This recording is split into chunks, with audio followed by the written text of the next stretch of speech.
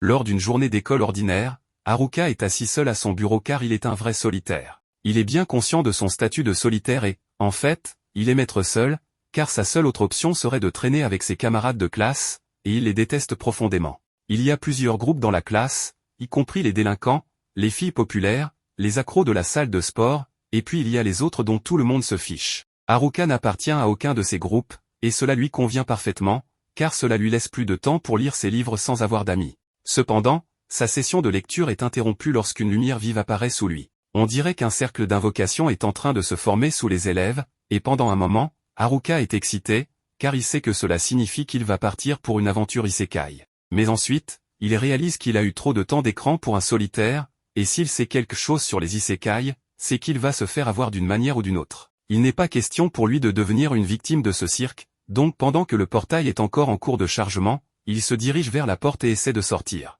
Malheureusement, la porte semble être verrouillée par magie, donc peu importe la force qu'il utilise, il n'arrive pas à sortir de la pièce. Le portail est presque complètement chargé, et ses camarades de classe commencent à disparaître, se dissipant dans les airs. Dans un dernier effort pour éviter son destin dans cet autre monde, Haruka décide de se faufiler dans les conduits de ventilation pour attendre que le cercle d'invocation soit passé. Il saute et parvient à se frayer un chemin dans le plafond de la classe, mais juste au moment où il pensait être en sécurité, le cercle d'invocation le suit à travers le toit et il finit par être invoqué de toute façon. Ça craint qu'il n'ait pas pu rester sur Terre, mais puisqu'il sait déjà comment ce genre de choses se passe, il s'attend à voir apparaître un roi bedonnant ou une jolie princesse qui va lui demander de l'aide ou quelque chose du genre. Cependant, ce n'est pas ce qui se passe.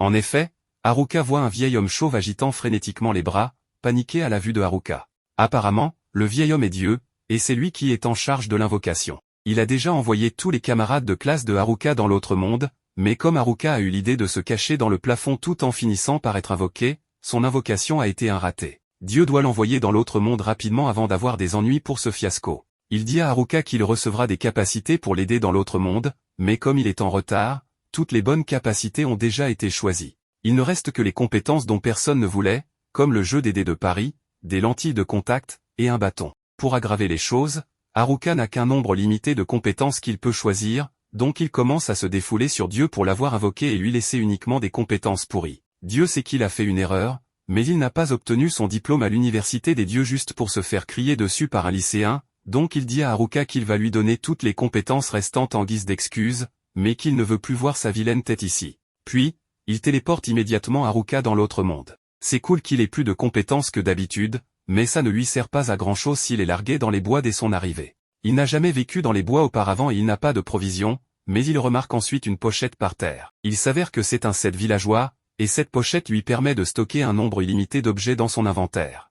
Il y a aussi un tas d'équipements de départ dedans, donc au moins, Haruka ne va pas commencer sans équipement. Après avoir équipé ses affaires, il décide de vérifier ses statistiques, mais à cause des dés de Paris, il doit lancer un chiffre pour obtenir des points de statistiques. Il se lance et jette les dés par terre. Résultat, il obtient un score de M, et il n'a aucune idée de ce que signifie M. Il décide donc de mettre les points M dans sa statistique de chance. À sa grande surprise, lorsqu'il ouvre la fenêtre de statistiques, sa statistique de chance est complètement au maximum, ce qui lui fait regretter de ne pas l'avoir utilisée pour quelque chose de mieux. Il continue de parcourir ses statistiques et, à sa grande surprise, en plus de toutes les compétences inutiles, il a également acquis 2 compétences uniques. Parce qu'il était un solitaire sur Terre, il ne pourra pas former de groupe dans ce monde, même s'il le veut, mais en échange, sa deuxième compétence lui permet de forcer les monstres à le servir, puisqu'il ne pourrait pas se faire des amis autrement. Haruka est un peu déçu de ne pas avoir la chance de se constituer un harem, mais c'est comme ça. Pour l'instant,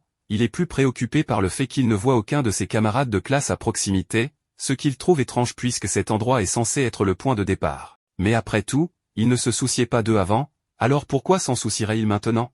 Il doit se concentrer sur l'obtention de provisions pour vivre confortablement dans les bois, mais c'est plus facile à dire qu'à faire lorsqu'il ne voit presque rien avec tous ces arbres autour. À ce rythme, il ne tardera pas à tomber accidentellement sur un monstre, et si cela arrivait, il serait sûrement un homme mort. C'est alors que Haruka se souvient qu'il a une compétence de lentille de contact, alors il les met et soudain, il peut voir toutes sortes d'informations sur son environnement. Il s'avère que les lentilles de contact sont équipées d'une compétence d'évaluation, et grâce à cela, il peut traverser la forêt facilement et trouver des champignons qu'il peut manger sans risquer de mourir. Il décide d'en ramasser, et grâce à son sac de villageois, il peut en prendre autant qu'il veut. Il se dirige ensuite vers la rivière à proximité et utilise son sac pour puiser un peu d'eau à boire. Mais une fois qu'il a terminé, quelque chose d'autre attire son attention, alors il retourne dans la forêt et trouve une petite grotte. Elle semble trop intéressante pour être ignorée, alors Haruka dit une petite prière au cas où un monstre serait à l'intérieur et l'attaquerait. Après cela, il commence à explorer la grotte. Heureusement, il semble qu'il n'y ait aucun monstre ici, et l'endroit est assez spacieux. Il pourrait donc en faire sa base d'opération. Il sort une tente et une lanterne magique de son sac pour installer le camp, puis il allume un petit feu avec sa magie de contrôle de la température pour se réchauffer pendant la nuit. Par coïncidence, l'utilisation de sa magie de température lui permet de débloquer un nouveau sort de feu, et sa vigilance face au monstre lui a permis d'acquérir plusieurs compétences de détection. Cependant, la seule compétence offensive de Haruka est un bâton, donc il doit encore trouver un moyen de se défendre. Le lendemain matin, Haruka se réveille en sursaut, quitte nerveusement sa tente, et à son grand soulagement, il n'y a eu aucune attaque de monstre pendant la nuit. Il est en sécurité, tout cela grâce aux propriétés anti-monstres de ces objets inutiles. Mais même s'il est à l'abri du danger, cela ne le protège pas de la faim. Il sort donc une poêle et fait cuire certains des champignons qu'il a ramassés la veille. Si vous vous demandez d'où vient la poêle, elle se trouvait tout simplement dans son sac de villageois, avec un ensemble complet de couteaux de cuisine et un peu de viande séchée. Jusqu'à présent, ce sac a été l'objet le plus utile dans l'arsenal de Haruka, et il se demande quel genre de villageois l'avait stocké avant qu'il ne l'obtienne. Quoi qu'il en soit, maintenant qu'il a mangé, il doit réfléchir à ce qu'il va faire ensuite. Il sort donc et fait une petite promenade pour y réfléchir. Pour l'instant, cette grotte fera bien l'affaire comme base d'opération, mais Haruka doit encore s'inquiéter de trouver une source fiable de nourriture et de créer des mesures de sécurité contre les monstres qui pourraient tenter de l'attaquer dans ce monde. Heureusement, avec ses lentilles de contact, il ne devrait pas avoir trop de mal à rassembler suffisamment de nourriture pour tenir un moment, car il trouve presque immédiatement d'autres champignons et des herbes. Mais il doit encore trouver une solution à son problème de monstre. C'est à ce moment-là que la compétence de détection de Haruka s'active, et il remarque quelque chose qui se passe à proximité. Il décide d'aller voir, et il est horrifié lorsqu'il se rend compte que le bruit est causé par des gobelins. Ce serait déjà assez mauvais s'il n'y en avait qu'un, mais il y en a deux, et ils ont tous deux des statistiques de force supérieures aux siennes. Il se demande s'il sera capable de les vaincre avec sa force actuelle et envisage de s'enfuir. Mais le fait qu'il vive dans cette forêt signifie qu'il devra tôt ou tard affronter les gobelins s'il veut survivre. Il choisit de passer à l'action tant qu'il a encore l'élément de surprise. Cela dit, il n'est pas sûr que son bâton soit suffisant pour faire le travail à lui seul, alors il essaie d'utiliser l'une de ses compétences inutiles pour envelopper le bâton de magie, afin de voir si cela peut changer quelque chose. Cela fonctionne mieux qu'il ne le pensait, alors il bondit hors des buissons et frappe l'un des gobelins. Après l'avoir frappé à la tête, le gobelin est étourdi et confus, mais Haruka ne s'arrête pas là et continue de le frapper jusqu'à ce qu'il meure finalement. Voilà un gobelin en moins, mais il doit encore s'occuper du deuxième. Alors que celui-ci le charge, Haruka esquive son attaque. Maintenant qu'il a pris le coup, Haruka se rend compte que les attaques du gobelin sont en fait très faciles à prévoir, alors il les évite sans effort avant de le frapper avec une vague de magie. Ayant remporté son premier combat contre des gobelins, Haruka pense qu'il en a fait assez pour la journée et décide de retourner à la grotte pour se reposer un peu. Une fois de retour, il fait griller des champignons pour le dîner et examine la massue qu'il a récupérée sur le cadavre du gobelin. Elle fait beaucoup de dégâts, mais elle est lourde et a une portée courte. Haruka décide donc de continuer à utiliser son bâton pour l'instant. Il vérifie ensuite ses statistiques et, à sa grande surprise, il a gagné un niveau grâce au combat d'aujourd'hui, et non seulement cela, mais toutes ses statistiques existantes ont doublé. Le lendemain matin, Haruka se réveille et prend son petit déjeuner comme d'habitude, mais il commence à en avoir assez de manger des champignons tout le temps. Il aimerait vraiment pouvoir manger de la viande ici, mais il devra apprendre à chasser pour cela, et avant cela, il doit apprendre à se renforcer. La première chose qu'il veut essayer est la compétence de fusion magique qu'il a acquise. Pour une brève explication, cette compétence recouvre tout son corps de magie afin d'augmenter ses défenses physiques et magiques. Elle augmente également considérablement sa force, ce qui devrait lui permettre de combattre avec beaucoup plus d'efficacité. De plus, sa compétence d'évaluation est passée au niveau 2, alors il l'utilise pour voir si quelque chose a changé. Mais la seule différence est qu'il y a un point d'interrogation à côté de toutes les descriptions. Haruka n'a manifestement jamais joué à des jeux vidéo auparavant, car il passe une minute entière à essayer de comprendre ce que pourrait signifier une icône en forme de point d'interrogation, et finit par abandonner. Il décide alors de sortir pour faire un peu d'entraînement magique. En quittant la grotte, il remarque quelque chose par terre et le ramasse, pensant que cela pourrait être de la viande, mais il s'avère que c'est encore un champignon. Peut-être qu'il délire, mais Haruka espérait vraiment que la viande pousserait sur les arbres dans ce monde. Il se rend vite compte qu'il ne trouvera pas de viande en fouillant le sol de la forêt, alors il décide de commencer son entraînement magique. Il active son infusion de mana et fait un pas en avant, mais avec l'augmentation physique qu'il obtient, il se retrouve à bondir de plusieurs mètres en avant. Son corps se sent beaucoup plus léger qu'auparavant, et avec très peu d'efforts, il peut facilement se déplacer dans la forêt, presque comme s'il se téléportait. De plus, sa dextérité est également grandement améliorée, ce qui lui permet de se déplacer et de frapper avec une grande précision. La première chose qu'il fait avec sa nouvelle force est de défier 2 gobelins au hasard, et contrairement à la veille, il parvient à assommer le gobelin en un seul coup. Il se sent vraiment confiant avec sa nouvelle force, pensant pouvoir gérer encore plus de gobelins. Mais lorsqu'il voit un groupe de 3 gobelins, il commence à avoir des doutes et recule lentement avant qu'ils ne l'attaquent. Il décide qu'il a travaillé assez dur pour la journée et retourne à sa grotte pour s'entraîner à la magie. Il continue cette routine, le jour, il pratique le combat, et la nuit, il bricole avec sa magie pour voir ce qu'il peut faire. Apparemment, il peut même fabriquer des tables basses. En suivant cette routine, Haruka parvient finalement à vaincre un gobelin en un seul coup et à créer une véritable table grâce à son artisanat magique. Il l'utilise ensuite pour fabriquer une porte pour sa grotte, ce qui lui permet de sortir la nuit, et cela signifie qu'il peut enfin partir à la chasse. Il décide de chasser un lapin parce qu'il n'a pas goûté de viande depuis si longtemps. Mais lorsqu'il finit par l'attraper et s'apprête à commencer à le cuisiner, il remarque quelque chose d'autre à proximité. Au début, il pense que c'est un gobelin, mais en y regardant de plus près, il se rend compte que c'est quelque chose de bien pire, ce sont les délinquants de sa classe. Il n'a vraiment pas envie de devoir leur parler, alors il prévoit de s'éclipser dans l'autre direction. Mais en partant, il remarque aussi que les nerds, filles populaires, tout comme les gros bras. Il ne pense pas que les nerds soient si mauvais, puisqu'il traînait parfois avec eux à l'école, mais il ne veut toujours pas avoir à leur parler. Enfin, il aperçoit le groupe du conseil des étudiants, avec la déléguée de classe. Même s'il déteste socialiser avec les gens de sa classe, il doit admettre que la déléguée a toujours été vraiment gentille avec lui. Ce serait donc la moindre des choses de lui rendre cette gentillesse, même si c'est juste pour lui dire bonjour. Il envisage brièvement de se révéler et de lui parler, mais il ne veut pas non plus gâcher la vie solitaire qu'il a déjà. Puisque personne ne sait qu'il est ici, il a l'occasion d'être vraiment seul, comme il l'a toujours voulu, pas de discussions inutiles, pas d'impôts à payer, et personne pour l'embêter. Il ne veut vraiment pas gâcher ça en ayant des contacts avec ses camarades de classe, car ils sont déjà assez agaçants. C'est pourquoi il décide officiellement d'ignorer ses camarades et de vivre seul, pour conquérir ce monde tout seul. Au moment où les délinquants s'approchent trop de Haruka, il se jette immédiatement sur un buisson pour se cacher. Mais l'un d'eux a l'impression d'entendre une voix dans cette direction, alors il s'approche lentement pour vérifier, ce qui met Haruka sous pression. Heureusement, un lapin sort de là et les convainc qu'il n'y avait rien, ce qui les pousse tous à s'en aller. Haruka les suit pour voir qu'ils se reposent près de la rivière et, bien qu'il ne veuille pas avoir de relation avec eux, il doit savoir de quoi ils parlent. Mais quand il les écoute attentivement, il découvre qu'ils parlent seulement de choses obscènes concernant les filles de la classe. Bien que cela l'inquiète, il sait que les filles ont la représentante de classe pour les défendre, donc même s'ils essaient de causer des problèmes, elle les arrêtera. À ce moment-là, l'un d'eux attrape un autre étudiant nommé Tanaka.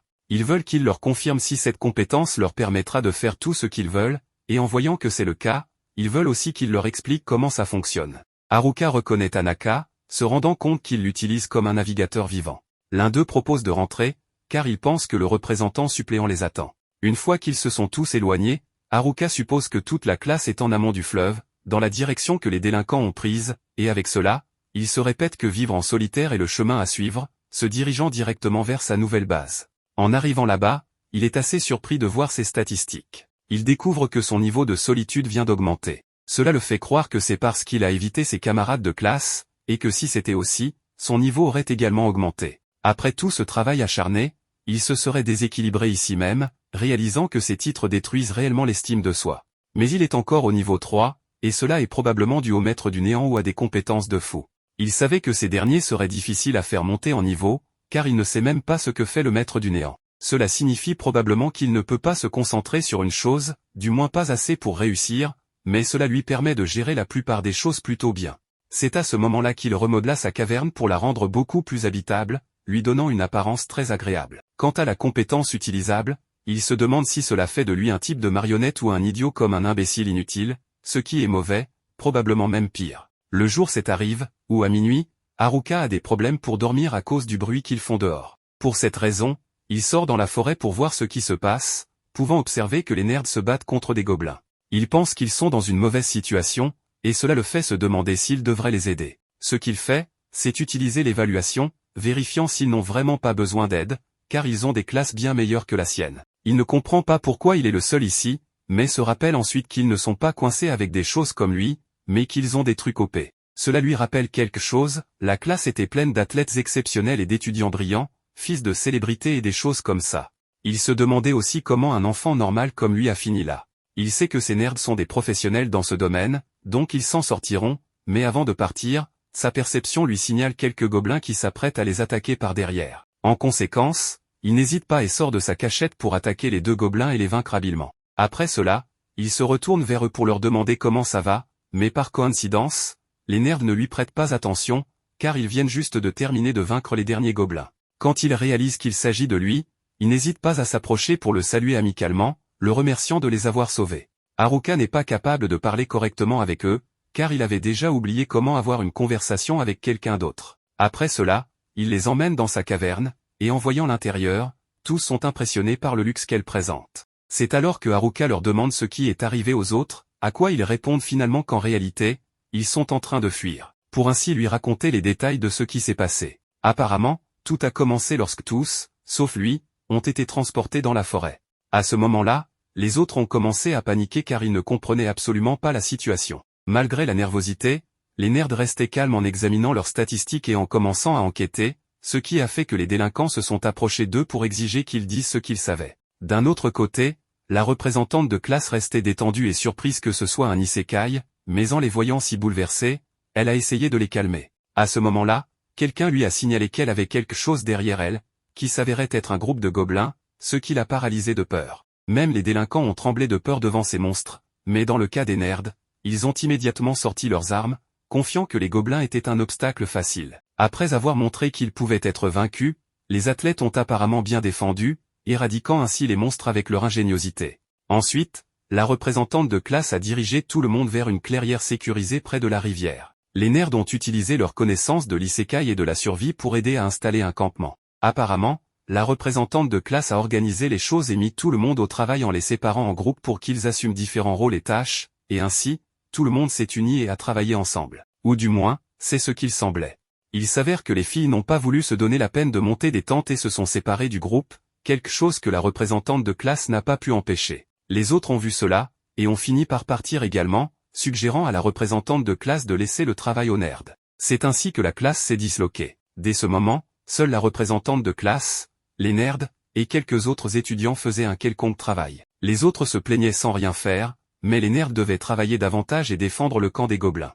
L'un d'eux pense que la compétence charme accorde probablement un contrôle sur les gens, et il y a aussi le marionnettiste, ce qui est de mauvaises nouvelles. Il a vu les délinquants choisir ses compétences dans la salle blanche, ce qui explique pourquoi les nerds ont décidé de monter en niveau sans arrêt pour contrer ces mauvaises compétences choisies par les délinquants. Ils se sont également chargés de les surveiller, et c'est alors qu'ils les ont entendus parler de leur plan de harem. À cause de cela, les nerds ont parlé à la représentante de classe pour l'en informer, et elle a décidé qu'il fallait faire quelque chose, se convainquant elle-même de monter aussi en niveau.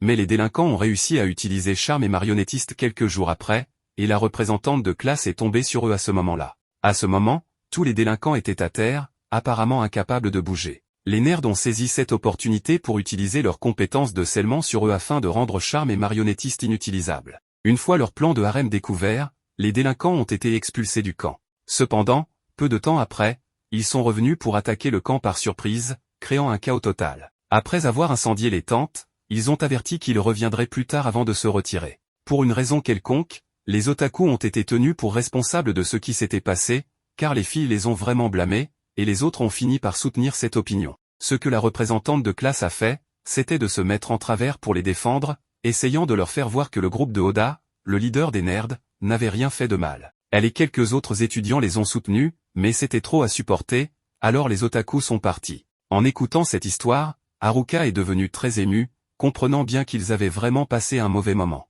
C'est pourquoi il leur propose qu'ils aient un festin ce soir, souhaitant organiser une fête de champignons, une idée que les autres n'ont pas très bien accueillie. Cela s'est terminé le lendemain avec les otaku, ce qui fait supposer à Haruka que ne pas être solitaire n'est pas si mal parfois. C'est ici que Haruka se sépare d'eux, car il doit partir. Avant cela, Oda lui demande s'il est sûr de ne pas vouloir les accompagner, car ils descendent la rivière pour chercher un village et commencer en tant qu'aventurier. Il sait que, parmi toute la classe, Haruka est sûrement plus à l'aise avec leur groupe qu'avec n'importe quel autre. Haruka lui donne raison, car ils avaient l'habitude de partager des livres et ce genre de choses, mais il doit décliner, refusant d'une manière bien dramatique. Une fois qu'ils reprennent leur route, il pense qu'il adorerait aller au village, mais avec ses statistiques, il sait qu'il ne ferait que les ralentir. Il préfère alors aller voir les autres, car les otaku semblaient préoccupés par la représentante de classe. En chemin, il tombe sur un kobold qui le mord un peu, mais il réussit à gagner. Après avoir marché un moment en souffrant, il arrive à l'endroit où le campement était supposé se trouver, mais il n'y a rien. À ce moment, sa détection d'ennemis s'active, ce qui lui permet de visualiser une trace de pas. En la suivant pendant quelques minutes, il détecte un groupe de personnes un peu plus loin, mais a la grande malchance de découvrir que ce sont les filles. Avec les nerfs à vif, il essaie de dissimuler sa présence tout en faisant demi-tour discrètement pour partir sans attirer l'attention. Cependant, celle-ci, en remarquant sa présence, lui demande de s'arrêter. Haruka n'obéit absolument pas et commence à courir sans s'arrêter, sachant que ces filles sont tout le contraire d'une vie tranquille et solitaire. Soudain, l'une d'elles le supplie de s'arrêter, et cela le fait immédiatement se figer, car il trouve cela très étrange venant de leur part. L'une des filles lui demande s'il est ami avec la bande de Oda, car elles les cherchent et veulent qu'ils leur disent où ils se trouvent. Incapable de s'habituer à leur attitude agressive, Haruka leur demande pourquoi elles cherchent les otaku, supposant qu'elles veulent simplement les exploiter. Elles lui expliquent qu'elles veulent seulement s'excuser, car elles ont réalisé que c'est uniquement grâce à eux qu'elles sont encore en vie. Haruka sent qu'elles sont sincères, surtout parce qu'il n'imaginerait jamais les voir s'excuser dans le monde réel. Ce qu'il leur dit, c'est qu'elles ne pourront jamais les atteindre, mais malgré cela, elles veulent toujours savoir. Avant de répondre, Haruka leur demande si elles peuvent sortir de cette forêt ou si elles peuvent se battre contre des monstres, voulant savoir si elles veulent vraiment retrouver leur sauveur pour s'excuser ou si elles vont abandonner. En les voyant sans réponse, il leur fait comprendre qu'il attend une réponse maintenant, voulant vérifier si elles sont sérieuses, tout cela pour protéger les otaku. Les filles commencent à pleurer, disant qu'elles voulaient juste s'excuser et ne veulent pas mourir. Ensuite, elles se mettent à le supplier de leur enseigner tout ce qu'elles ont besoin de savoir pour survivre jusqu'à ce qu'elles retrouvent les otaku et puissent se réconcilier avec eux. À ce moment, l'activité de subjugation de Haruka s'active, tout cela parce qu'il a dit oui par réflexe. En vérifiant son menu, il voit qu'il y a une liste de subjugation avec les noms des filles, la leader, fille A et fille D. Cela stresse beaucoup Haruka, car maintenant, elles sont derrière lui en tant que membre de son groupe. Alors qu'ils avancent, il essaie de les gronder parce qu'elles le suivent comme des chiots, mais il n'obtient aucune réponse d'elles, car après tout, elles ont été subjuguées. Il s'inquiète pour leur faible vitalité et pour savoir comment elles s'en sortiraient contre les méchants sans rien dire, ce qui est assez terrifiant au point qu'il a envie de pleurer. En plus de cela, elle ramasse les cristaux des monstres et les lui apporte comme des chiens. Haruka se rend compte que la leader des filles est blessée, alors il lui donne une potion de soin, mais elle se la verse dessus. Face à cette situation, il sait que si la représentante de classe le voyait, elle le gronderait terriblement, car maintenant, il a les filles comme si elles étaient des esclaves. À cause de cela, il commence à se demander comment annuler la subjugation, et tandis qu'il essaie de trouver une solution, il se trouve que la représentante de classe apparaît derrière lui pour le saluer. Pendant ce temps, les délinquants discutent à nouveau du plan, ayant déjà l'information sur l'endroit où se trouvent les filles, mais leur leader leur rappelle que chaque chose en son temps, car ils doivent d'abord se débarrasser de ces problèmes. Cela ne semble pas du tout amical. Haruka sursaute en voyant la déléguée de classe qui se tient derrière lui en criant son nom sans prévenir. Il l'appelle par son titre, ce qui l'énerve, car elle pensait qu'il l'appellerait au moins par son prénom depuis qu'ils se connaissent depuis la première année. Suivant la déléguée, les autres filles arrivent épuisées d'avoir couru jusqu'ici, mais leur présence n'est pas si importante, alors Haruka ne leur prête pas attention et explique à la déléguée pourquoi le groupe de filles prétentieuses agit de manière si étrange. Comme il ne peut pas lui dire qu'il a accidentellement pris le contrôle de leur esprit, il se demande quelle excuse il peut inventer, tandis que la déléguée devient de plus en plus suspicieuse face à la situation, considérant tous les scénarios possibles. Il réalise qu'il ne va pas sortir de cette situation en faisant des excuses, alors il lui révèle que les 3 filles prétentieuses, dirigées par Shimazaki, lui sont asservies. La déléguée de classe est dégoûtée par les actions perverses de Haruka et exige de savoir pourquoi il utiliserait la compétence de servitude sur elle, alors qu'elle n'est censée être utilisée que sur des monstres. Haruka promet que sa compétence s'est activée toute seule et prétend ne pas savoir comment elle fonctionne. Aucune des filles ne croit ses mensonges, même s'il dit la vérité, et elle lui lance des regards acérés, lui donnant des frissons dans le dos. Réalisant qu'elle le pense maintenant complètement crépi, Haruka décide qu'il est préférable de s'éloigner silencieusement, mais avant qu'il puisse s'échapper, les filles l'arrêtent en disant qu'elles doivent d'abord le punir pour ses péchés. La déléguée de classe secoue plusieurs fois Shimazaki, la leader du groupe de filles autoproclamées, ce qui permet à Shimazaki de reprendre conscience. Maintenant qu'elle et ses amis sont revenus, le processus d'enquête commence, et la déléguée demande à toutes des détails minutieux de leur interaction avec Haruka pour confirmer si les coupables ne seraient ce qu'un peu. Pendant ce temps, Haruka est laissé seul au loin. Il décide d'utiliser ce temps pour pratiquer l'expansion de sa base en activant sa compétence. Il essaie de pratiquer sa technique pour créer un sous-sol, mais cela se retourne contre lui, le faisant rester coincé dans le sol, à l'exception de sa tête. La déléguée vient s'inquiéter pour Haruka et finit par être totalement confuse en ne voyant que sa tête au-dessus du sol. Il explique qu'il s'est retrouvé dans cette position après avoir expérimenté l'une de ses compétences.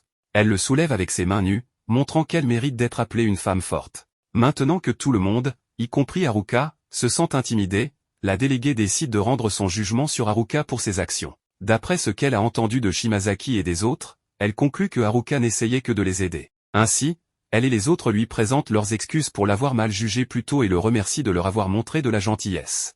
Maintenant que tout est éclairci, le solitaire veut rentrer chez lui, révélant accidentellement aux filles qu'il a construit une base ici pendant son temps libre. Il leur dit nonchalamment que cette maison peut facilement accueillir 200 personnes et dispose de plusieurs cuisines, toilettes et salles de bain. En apprenant que Haruka vit en fait dans le luxe tout seul, elles insistent pour l'accompagner chez lui, voulant y passer la nuit. Après cela, Haruka les guide à travers toute la forêt comme un navigateur professionnel et les accueille dans son humble demeure. La grotte de Haruka ressemble maintenant à un manoir luxueux, donc bien sûr, les filles sont plus qu'excitées à l'idée de rester ici. Après avoir exploré le salon, la cuisine et les toilettes, les filles découvrent la salle de bain massive et oublient complètement l'existence de Haruka, se précipitant directement dans la baignoire. Haruka vit essentiellement le rêve d'un otaku, et en voyant toutes les filles agir comme des sauvages, son cerveau surchauffe. Ne pouvant plus supporter d'être entouré d'un groupe de filles, le solitaire décide de se retirer et retourne dans sa chambre pour passer une bonne nuit de sommeil. Soudain, la déléguée de classe vient dans sa chambre pour le remercier de les avoir aidés. Elle lui raconte son triste passé, lui expliquant comment tous leurs camarades de classe masculins les ont abandonnés, les laissant mourir seuls dans la forêt impitoyable. Mais maintenant que les filles ont un endroit où rester, elles se sentent beaucoup mieux et se sont calmées. La déléguée est en colère contre elle-même de ne pas être à la hauteur,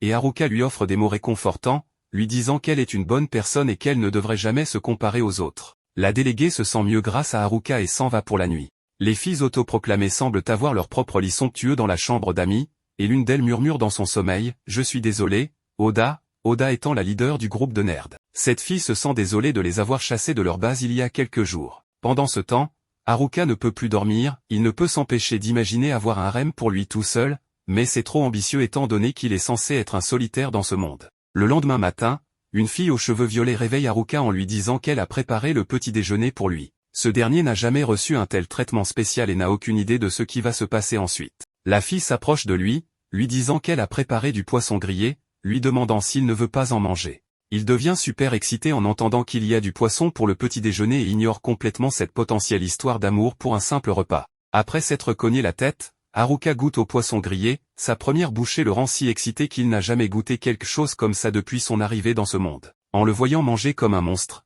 les filles se demandent ce qui le rend si enthousiaste, surtout puisque l'eau d'où provient le poisson était juste devant lui tout ce temps. À ce moment-là, il révèle qu'il n'a jamais attrapé de poisson dans la rivière, mais qu'il passait juste son temps à les regarder pour le plaisir et à manger des champignons. Lorsqu'elle lui demande pourquoi il n'en a jamais attrapé un, il révèle qu'ils étaient trop rapides et glissants pour qu'il puisse les attraper. Ne voulant pas se priver de cette nouvelle délicatesse, il leur demande comment elles ont réussi à attraper le poisson.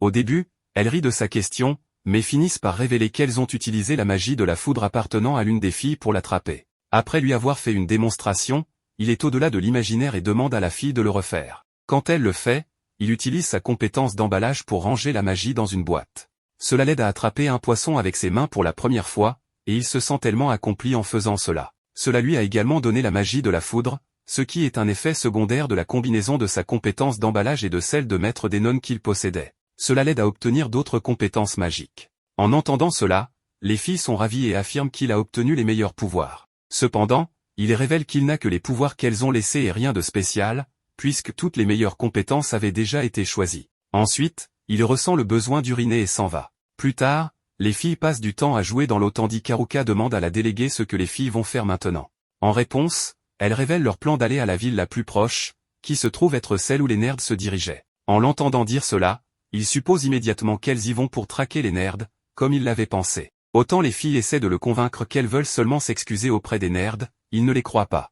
Au milieu de cela, la déléguée déclare qu'elle espère que les filles pourront monter de niveau avant de se rendre à la ville. Haruka accepte et propose de les aider avec plaisir. La déléguée accepte son offre et lui fait à nouveau savoir qu'elles n'ont pas l'intention de traquer les nerds cette fois. Il le croit en affirmant qu'il avait toujours anticipé une confrontation entre les nerds et les filles. Le lendemain, toutes les filles se mettent en ligne, prêtes pour l'entraînement, tandis qu'Haruka prend les devants. Avant de commencer, il souhaite connaître le niveau de chacune d'elles. Lorsqu'elles annoncent leur niveau, il réalise qu'elles sont toutes au-dessus du niveau 15, ce qui est bien plus que son niveau actuel, qui est 7. Même avant de commencer à les enseigner, les filles commencent à se plaindre, tandis qu'il exprime sa déception. Peu après, il perçoit un bruit provenant des buissons et remarque quelques kobolds cachés. Cela lui apparaît comme une occasion parfaite. Il leur annonce que leur premier test sera de vaincre les 3 kobolds dans les buissons, révélant ainsi leur position. Il suggère que ce devrait être une bataille facile puisque les kobolds sont de bas niveau. En entendant cela, les filles sont motivées à montrer leurs compétences, convaincues qu'il sera facile de vaincre de tels monstres de bas niveau. Malheureusement pour elles se font battre de manière pitoyable par les kobolds. En les voyant perdre aussi lamentablement, Haruka se fâche et leur lance des reproches, mais elle continue à donner des excuses, affirmant que les kobolds sont trop rapides et mordent. En raison de cela, les filles évitent de les combattre et se réfugient toutes dans la tente magique d'Haruka pour leur sécurité. Bien qu'elles affirment n'être là que pour revoir leur dernière bataille, cela se révèle être vrai, car les filles sortent de la tente pour se venger. En les regardant quitter la tente pour le combat, Haruka est satisfait de leur détermination. Cependant, en se retournant, il voit la fille aux cheveux violets d'un peu plus tôt dans la matinée. Elle s'excuse pour ce qui s'est passé plus tôt et affirme qu'elle ne faisait que le tester. Apparemment, elle a été traumatisée par son expérience avec les garçons notoires quelques jours auparavant, car elle supposait que tous les hommes étaient des scélérats. Elle s'est inquiétée qu'Haruka soit comme eux.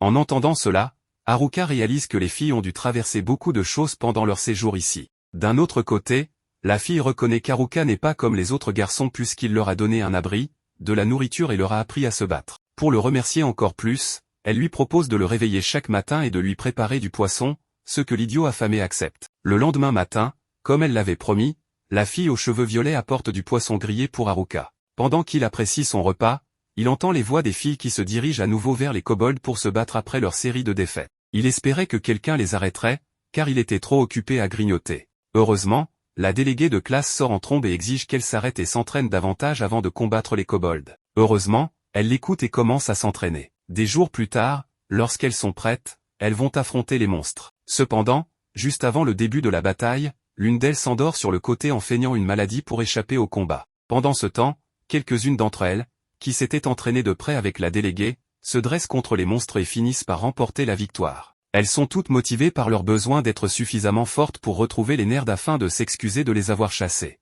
Après avoir sécurisé la victoire, les filles sont excessivement excitées, et Haruka pousse enfin un soupir de soulagement. Maintenant qu'elles ont appris à se battre, Haruka est content qu'elles partent bientôt et qu'il puisse retrouver sa vie de solitaire. Cependant, la déléguée avait toujours supposé qu'il irait avec elle. Avant que les filles ne partent, Haruka leur remet des sacs remplis de champignons, mais choisit de rester derrière et de s'enliser dans sa solitude. Pendant ce temps, au plus profond des bois, un des garçons est attaqué par un vilain anonyme et finit par perdre la vie. De retour dans la forêt, Haruka continue son voyage pour sortir des bois. Il escorte les filles vers la civilisation la plus proche, mais en chemin, il rencontre un orc de niveau 11 imposant. Haruka demande aux filles de rester en retrait et de regarder comment il combat afin qu'elles puissent également apprendre. Il se précipite en avant avec son petit bâton, tandis que l'orc brandit sa massue massive pour l'écraser. À sa grande surprise, Haruka disparaît soudainement juste devant lui. En réalité, Haruka se cache derrière un arbre et rit de la lenteur de l'orc. Il se souvient que les intellos lui ont dit que les orcs ont une grande résistance aux attaques physiques et ne peuvent être vaincus qu'en utilisant de la magie. Haruka parcourt son écran de statut pour trouver une bonne magie à utiliser contre le monstre et remarque qu'il a quelque chose appelé grande magie. Il a appris les éléments du vent, de l'eau et de la terre en utilisant la magie de manière variée, comme passer l'aspirateur et labourer le sol, et il est content de voir à quel point il est intelligent. À ce moment-là, l'orc brise l'arbre derrière lequel il se cache et commence à l'attaquer. Haruka recule et essaie de tout esquiver, puis se retrouve derrière l'orc et le frappe avec son petit bâton. Cependant, à la surprise générale, l'orc subit beaucoup de dégâts et finit par s'effondrer. Haruka se demande comment un orc, censé avoir une grande défense physique, a pu être blessé si facilement, et les filles le regardent avec un visage suspicieux. Haruka déclare qu'il éliminera le prochain en utilisant de la magie, comme les intellos le lui ont conseillé. La prochaine fois qu'il rencontre un orc, Haruka crée une boule de feu dans sa main et la lance doucement sur la tête du monstre, le faisant exploser sur le coup. Il élimine ainsi un autre monstre en un seul coup. Il se demande ce qui se passe, et les filles se plaignent qu'elles ne peuvent rien apprendre s'il élimine les monstres aussi rapidement. Plus tard dans la nuit, ils campent tous à l'extérieur et savourent des champignons grillés, tandis que Haruka crée un piège avec de la magie de la terre pour assurer la sécurité de tous. Il pense à son abri équipé d'un répulsif à monstres et d'une détection de présence magique, ce qui devrait garantir la sécurité des filles pendant la nuit. Il commence à planifier leur itinéraire pour le lendemain, utilisant sa compétence de carte qui a évolué à partir de ses compétences d'évaluation et de lentilles de contact. Il la consulte et pense qu'il devrait suivre la rivière, mais il détecte soudainement la présence de quelqu'un. Il remarque que des humains se dirigent vers eux et s'inquiète qu'il puisse s'agir des délinquants. Cependant, à son soulagement, ce sont simplement les idiots du sport. Pendant ce temps, la déléguée de classe remarque que Haruka leur parle et décide d'écouter discrètement. Haruka demande aux sportifs ce qu'ils font là et se demande s'ils sont des stalkers essayant de surveiller les filles pendant qu'elles dorment. Il leur demande s'ils sont également des pervers en plus d'être musclés, mais il s'écrit qu'ils ne le sont pas.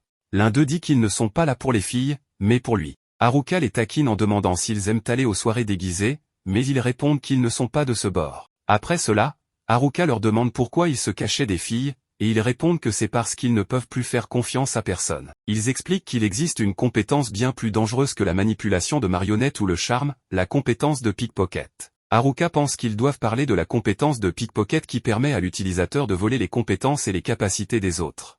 Les sportifs disent que les délinquants n'ont rien mentionné à propos de la compétence de pickpocket, ce qui signifie probablement qu'ils ne la possèdent pas. Cependant, cela implique que quelqu'un d'autre l'a, et ils doivent se méfier de tout le monde. Après avoir entendu cela, Haruka leur dit qu'ils sont stupides de ne pas avoir considéré la possibilité qu'ils puissent avoir cette compétence. Cependant, ils commencent à sourire et disent que si c'était le cas, ils seraient vraiment heureux parce qu'ils savent qu'il n'est pas un mauvais gars. Ils lui demandent ensuite s'il possède réellement cette compétence, et Haruka leur dit qu'il n'a pas la compétence de pickpocket, mais qu'il a la compétence de servitude, ce qui semble encore pire. Ils lui disent que tant qu'il a toutes ces compétences étranges, ils n'auront pas à s'inquiéter car il se contentera probablement de rester seul quelque part sans faire de mal à qui que ce soit. Ensuite, ils disent qu'ils vont surveiller les délinquants dans la forêt et qu'ils voulaient simplement avertir Haruka à propos de la compétence de pickpocket pour qu'il puisse rester en sécurité. Ils lui demandent ensuite de s'excuser auprès des filles de leur part pour ne pas avoir affronté les délinquants plus tôt, puis s'en vont. Haruka les voit partir en leur disant de demander conseil aux gobelins s'ils ont des problèmes la prochaine fois, car ils sont tous les deux des idiots, donc ils s'entendront bien. Le lendemain matin, Haruka demande à tout le monde de préparer leur équipement, puis ils se dirigent vers la forêt pour chercher des herbes. Avant de partir, la déléguée de classe lui dit qu'elle sait qu'il a parlé avec les sportifs la nuit dernière et elle s'excuse auprès de lui. Haruka réalise que cela concerne la compétence de pickpocket et il lui dit qu'il sait qu'elle en est la détentrice. La déléguée de classe dit qu'elle avait demandé aux intellos de garder le secret, mais Haruka lui répond que c'était assez évident, même si les sportifs étaient trop stupides pour le remarquer. Il lui dit de ne pas s'inquiéter, car ils lui font tous confiance avec cette compétence, c'est pourquoi les intellos ne lui ont pas volé, contrairement à ce qu'ils ont fait avec les délinquants. Cela rend la déléguée de classe très heureuse, et elle commence à pleurer. Haruka lui fait remarquer qu'elle a beaucoup pleuré depuis qu'ils sont arrivés dans ce monde, mais elle lui répond que c'est à cause de lui. Haruka s'affole et dit que c'est une fausse accusation avant de s'enfuir en courant. Cependant, lorsqu'il s'en va, la déléguée de classe se dit à elle-même que c'est parce qu'il la rend tellement heureuse. Après cela, ils poursuivent leur voyage et Haruka décide de vendre du jus de fruits frais en chemin pour remonter le moral de tout le monde. Une fille dit qu'elle n'a pas d'argent, mais serait intéressée à payer d'une autre manière. Cependant, la déléguée de classe gronde Haruka pour son comportement pervers, ce qui le pousse à arrêter de vendre les jus, faisant pleurer les autres filles qui n'en ont pas eu. Il continue de marcher dans la forêt jusqu'à ce qu'Haruka aperçoive la rivière. Il dit à la déléguée de classe qu'il devrait être sûr de camper ici pour la nuit et annonce qu'il va partir en avant pour faire du repérage. En courant, il renforce sa force physique et utilise la magie du poids pour s'alléger.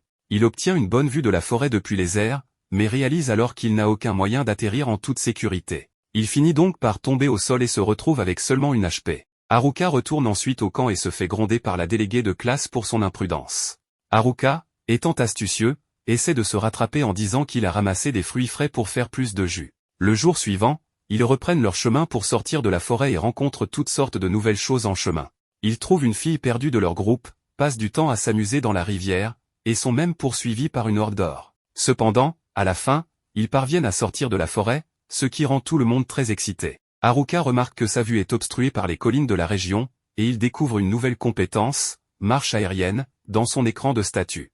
Il l'utilise pour s'envoler et obtenir une meilleure vue de leur environnement, et remarque un groupe de PNJ de ce monde attaqué par une meute de monstres. Haruka descend et raconte tout à la déléguée de classe. En tant que bonne leader, elle panique et dit qu'il devrait les aider. Cependant, Haruka avertit qu'il n'y a aucune garantie que les PNJ soient vraiment des gens bien. Il est impossible de savoir s'ils ne leur feront pas de mal une fois sauvés des monstres. Il suggère de continuer à avancer, mais la déléguée de classe affirme qu'elle se défendra s'ils essaient de blesser ses camarades. Elle veut vraiment les sauver, et regarde Haruka avec des yeux tremblants. À cause de cela, Haruka décide d'y aller seule, car ils sont trop loin et les autres ne pourront pas les rejoindre même en courant à pleine vitesse.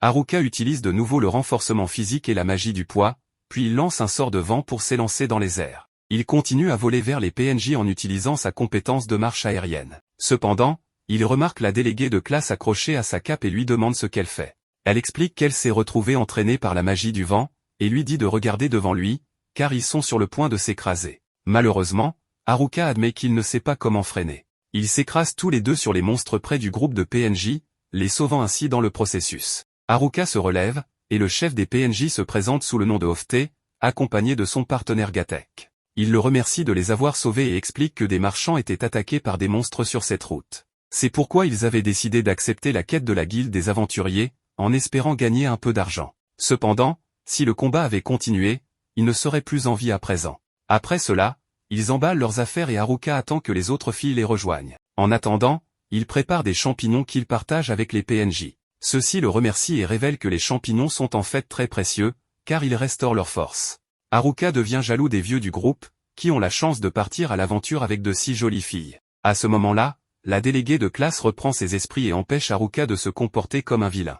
Les autres filles finissent par les rejoindre, toutes excitées à l'idée de voir de véritables elfes en chair et en os. Les PNJ leur montrent le chemin vers une ville appelée Amui, et les filles se mettent à courir vers elle avec enthousiasme, comme des enfants de maternelle. D'un autre côté, on voit les délinquants monter de niveau dans la forêt. Ils disent qu'il est temps de se venger des filles et de faire ce qu'ils veulent avec elles. Cependant, le nerf qu'ils ont kidnappé leur suggère de d'abord débloquer leurs compétences de marionnettiste et de charme. Les délinquants sont tous d'accord, et décident de chasser le groupe des intellos en premier. Au même moment, les sportifs les observent depuis derrière des arbres et s'inquiètent de les voir passer à l'action.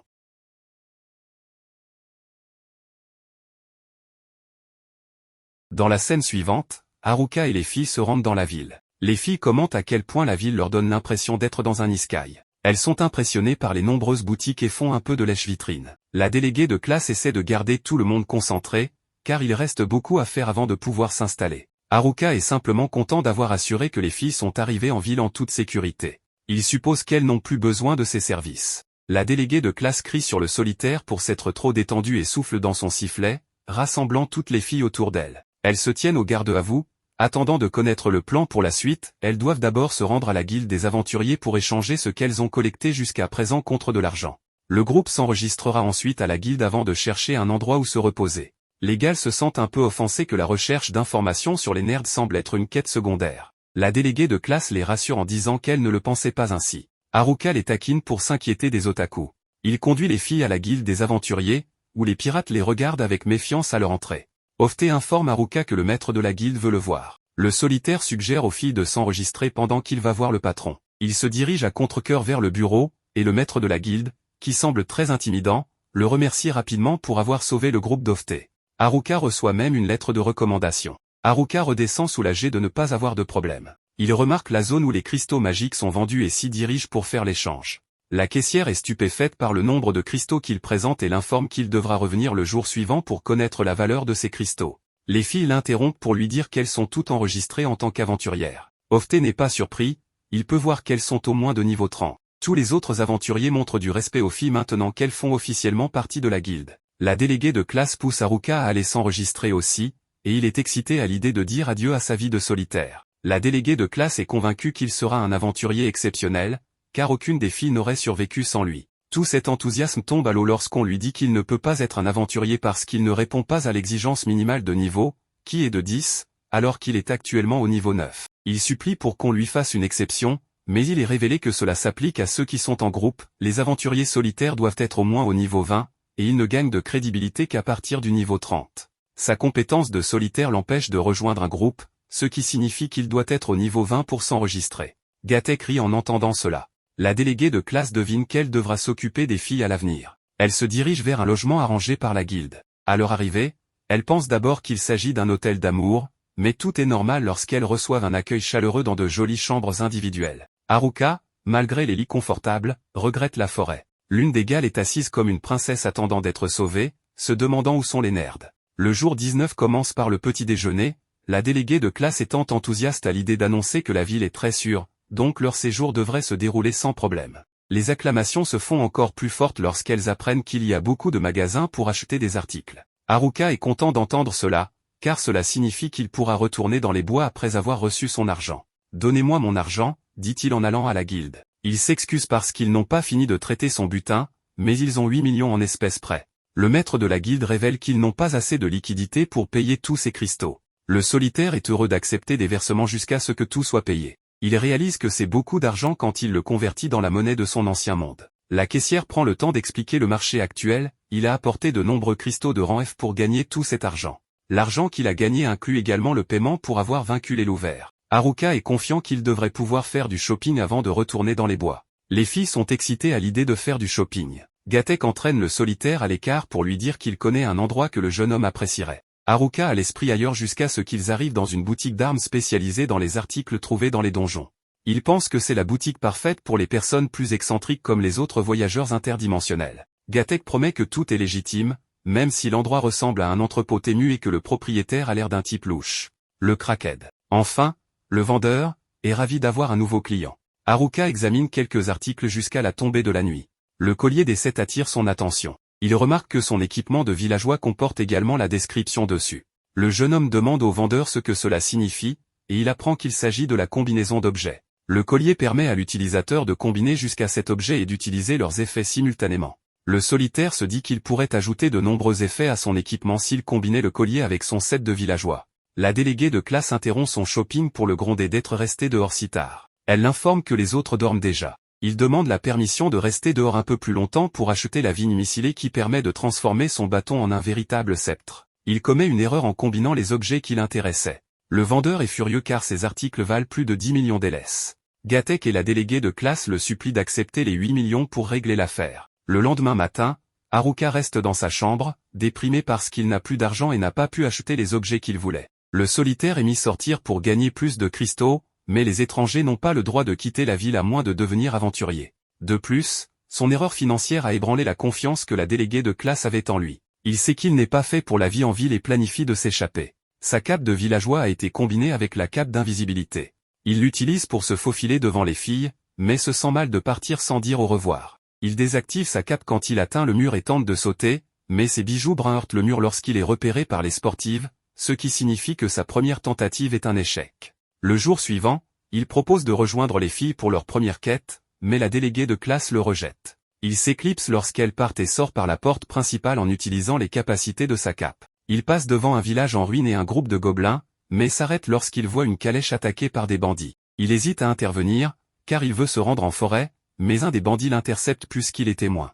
Le solitaire leur dit qu'il veut juste aller dans les bois. Il brûle les criminels avec un sort de feu lorsqu'il semble qu'ils ne veulent pas le laisser partir. Il est impressionné par la performance de son nouveau bâton, car il semble qu'il ait combiné le sceptre de feu avec lui. Les méchants pensent qu'il est mauvais au corps à corps et l'attaquent, mais le solitaire les met rapidement à terre. Ils se relèvent et utilisent leurs compétences en maniement des armes pour tenter de l'éliminer, mais il esquive jusqu'à ce qu'il soit épuisé. Myriel sort de la calèche pour se présenter en tant que noble et le remercie pour son aide. Elle lui demande de l'escorter jusqu'à chez elle. Il hésite jusqu'à ce qu'il entende qu'il y a une récompense pour sa bonne action. Pendant le trajet en calèche, il critique la ville d'Omui et apprend plus tard qu'elle est la fille du seigneur de la ville. Il la supplie de le laisser partir, mais elle refuse, affirmant qu'elle veut lui prouver que la ville est bien, donc il doit la suivre. Pendant ce temps, dans la forêt, les sportifs affrontent les délinquants. Cependant, le chef des mauvais garçons se fait poignarder dans le dos façon London Style juste avant qu'il ne commence à se battre. Certains tentent de fuir, mais l'homme les intercepte en demandant s'il se moque de lui. Ensuite, on retrouve Haruka qui revient en ville et se dit qu'il devrait probablement partir. La princesse lui demande pourquoi il veut quitter le village et pourquoi il le déteste tant. Plus tard, Haruka semble très inquiet et sur le point de s'enfuir, mais la princesse arrive et lui demande s'il rentre chez lui. Elle lui rappelle qu'elle lui avait demandé de rester un peu pour pouvoir le remercier correctement. Haruka répond qu'il voulait juste profiter de l'air frais pendant qu'elle se changeait. La princesse comprend qu'il plaisante et lui demande de rester un peu plus pour partager un bon repas. Haruka et la princesse s'installent pour manger. Elle le remercie chaleureusement pour lui avoir sauvé la vie des bandits. Cependant, Haruka ne l'écoute pas vraiment et mange tranquillement. La princesse lui offre alors une récompense et lui donne une carte en lui expliquant qu'avec elle, il pourra entrer et sortir du village librement. Après cela, Haruka se retrouve entouré de filles qui lui demandent où il était. Haruka leur répond qu'il avait été convoqué au palais et qu'il ne cherchait pas vraiment à quitter le village. Les filles lui demandent pourquoi il a été invité, mais Haruka dit qu'il ne sait pas. Elle propose alors de terminer leur quête ensemble et la déléguée lui conseille de ne pas quitter le village. Haruka, heureux, se dit qu'il est maintenant libre de partir, mais décide d'acheter quelques provisions avant de partir. Il se rend dans un magasin, achète des fournitures et écrit une lettre à la déléguée pour l'informer qu'il part dans la forêt pour augmenter son niveau. Il se dit que s'il ne lui donne pas une excuse, elle se mettra en colère. Ensuite, Haruka quitte la ville et se dirige enfin vers la forêt. En chemin, il aperçoit des gobelins et se dit qu'il est bien dans la forêt. En marchant, il commence à faire nuit et il aperçoit du sang. Haruka se demande à qui il pourrait appartenir et suppose que cela pourrait être celui d'un autre aventurier. En suivant les traces de sang, Haruka arrive auprès de plusieurs personnes blessées. Choqué, il vérifie leur état et découvre qu'ils sont vivants. Haruka applique une potion de guérison, qu'il a empoisonnée en utilisant des champignons toxiques, sur les blessés. Ils reviennent à eux et le remercient. Haruka leur demande comment ils vont, et ils lui répondent qu'ils vont bien, tout comme les filles restées en ville. Les blessés racontent qu'un homme très fort les a attaqués et a tenté de les tuer, mais ils n'ont pas vu son visage. Ils pensent que son objectif est la déléguée, car elle possède la compétence de pickpocket. Haruka explique que cette compétence permet de voler la compétence d'un autre en le tuant. Les blessés lui confirment qu'ils en avaient connaissance et que cet homme est également à la recherche de cette compétence. Il conclut qu'ils doivent protéger la déléguée. Haruka dit qu'il doit protéger la déléguée, quoi qu'il arrive. Les autres lui répondent qu'ils le soutiendront et se battront aussi pour la déléguée. Ils pensent qu'en combattant tous ensemble, ils pourraient réussir à gagner. Haruka leur dit qu'il ne peut pas les impliquer et qu'il combattra seul. Les autres veulent quand même l'aider, mais ils refusent leur aide. Finalement, ils partent en direction de la ville, et Haruka se dit qu'il n'a pas beaucoup de temps et doit devenir plus fort. Dans la scène suivante, la déléguée cherche Haruka mais ne le trouve pas. Les filles lui disent de ne pas s'inquiéter, car il a laissé une lettre expliquant qu'il est parti pour améliorer ses compétences et qu'il reviendra probablement le lendemain. On voit ensuite Haruka vérifier son arme. Il aperçoit des gobelins rôdant autour du sang. Voyant leur niveau, qui est de 19, il décide que c'est une bonne occasion de les attaquer. Haruka se lance dans le combat et les élimine un à un, appréciant le défi mais souhaitant un adversaire plus fort. Un gobelin orc de niveau 23 apparaît alors. Haruka estime qu'il est suffisamment puissant et engage le combat. Ils échangent des coups, et même si Haruka est touché, il continue de se battre en améliorant ses compétences. Peu après, un gobelin impérial de niveau 50 arrive. Haruka doute de pouvoir le vaincre, mais n'a pas d'autre choix que de se battre. Il utilise toutes ses compétences en même temps pour attaquer le gobelin, qui riposte violemment. Malgré les blessures, Haruka persiste et parvient finalement à le vaincre. Son niveau monte alors à 11. Dans la scène suivante, Haruka est chez lui, content d'avoir acquis de nouvelles compétences mais conscient qu'il lui reste beaucoup à apprendre, car son ennemi est bien plus puissant. On voit ensuite un homme masqué avancer dans la forêt. Les filles reviennent après avoir terminé une quête et aperçoivent le groupe des mazos de la musculation. La déléguée leur demande s'ils savent où se trouve Haruka, et ils lui disent qu'il est en train de se battre. Dans la scène suivante, Haruka fait face à cet homme masqué, qu'il soupçonne d'être derrière tout cela. L'homme admet qu'il a tué beaucoup de gens, et il menace de tuer la déléguée. Il propose à Haruka de s'en aller puisqu'il juge ses compétences inutiles. Haruka, déterminé, déclare qu'il ne le laissera pas atteindre la déléguée. Haruka brandit son bâton en direction de Tanaka, qui se moque de lui en lui disant de retirer son bâton sale et puant de son visage. Haruka déclare, malgré sa solitude, qu'il protégera le délégué de classe. Tanaka rit et promet de le tuer en premier. Il libère alors sa puissance, faisant voler des rochers en guise d'avertissement. Tanaka rappelle à Haruka qu'il a choisi en dernier dans la salle blanche et a donc obtenu des compétences délaissées, mais qu'il compte bien montrer leur puissance. Il utilise ensuite son pouvoir unique, manipulateur, pour manipuler les mouvements de Haruka, rendant son corps plus lourd et moins maniable. Haruka parvient malgré tout à esquiver les rochers et les pointes de cristal que Tanaka invoque sous ses pieds, bien qu'il commence à se fatiguer. Tanaka est surpris des capacités de Haruka et lui demande quand il a commencé à le suspecter. Haruka lui répond qu'il a douté de lui dès le début, s'étonnant de le voir traîner avec les délinquants plutôt qu'en solitaire. Tanaka admet qu'il a élaboré son plan dès qu'ils ont été téléportés depuis la salle de classe. Il a choisi la compétence manipulateur pour manipuler les délinquants afin de les utiliser dans son propre intérêt. Après cette confession, Tanaka entrave la jambe de Haruka avec une liane et lance un sort de feu puissant pour l'éliminer.